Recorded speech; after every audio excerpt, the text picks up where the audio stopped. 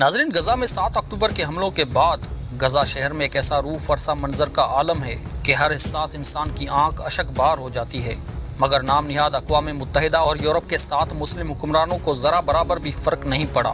غزہ کے ننھے پھول وقت کے اس ہلاکو نتن یاہو کے خاتمے کے لیے ایک اور صلاح الدین ایوبی کے منتظر ہیں۔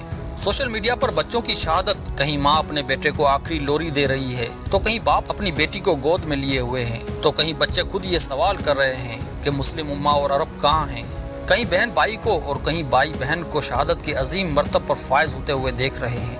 جب سوشل میڈیا پر سب کچھ دیکھ کر میں سوچ میں پڑ جاتا ہوں کہ مسلم امہ کہاں ہے۔ 57 مسلمان ممالک دنیا بھر میں 1.5 ارب سے زیادہ مسلمان، ہماری فوجیں، ہماری حکومتیں، ہمارا اثر و رسوخ سب کچھ ہوتے ہوئے مسلم امہ کو صرف دعاؤں کے لیے کہا جا رہا ہے، عملاً کچھ بھی نہیں۔ کوئی مسلمان ملک، کوئی مسلم حکمران، کوئی بھی اپنے فلسطینی بھائیوں کو ظلم سے بچانے کے لیے کھڑا کیوں نہیں ہو رہا؟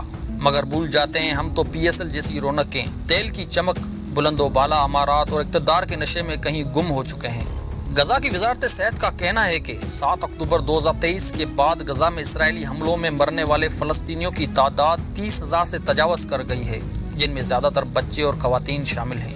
International NGOs save the children کے ڈائریکٹر برائے فلسطینی جیسن لی کا کہنا ہے کہ غزہ میں صورتحال بہت خراب اور سنگین ہوتی جا رہی ہے، جہاں ہر 10 منٹ میں ایک بچے کی موت اور 5 منٹ بعد ایک بچہ زخمی ہو رہا ہے۔ 7 اکتوبر کے حملوں کے بعد غزہ کی پٹی میں اسرائیل کی لگاتار بمباری سے غزہ کے کئی علاقے ملبے کا ڈھیر بن چکے ہیں۔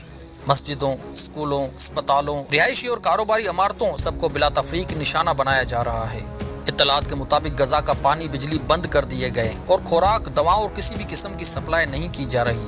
اتنا بڑا انسانی المیہ جنم لے رہا ہے۔ ظالم اپنے ظلم کی تمام حدوں کو پار کرتے ہوئے دنیا بھر کے سامنے بلا تفریق غزہ میں رہنے والوں کو قتل عام کر رہا ہے، اور دنیا تماشا دیکھ رہی ہے، جبکہ مسلم امہ کہیں نظر نہیں آ رہی۔ امریکہ ہمیشہ کی طرح ظالم اسرائیل کے پیچھے کھڑا ہے۔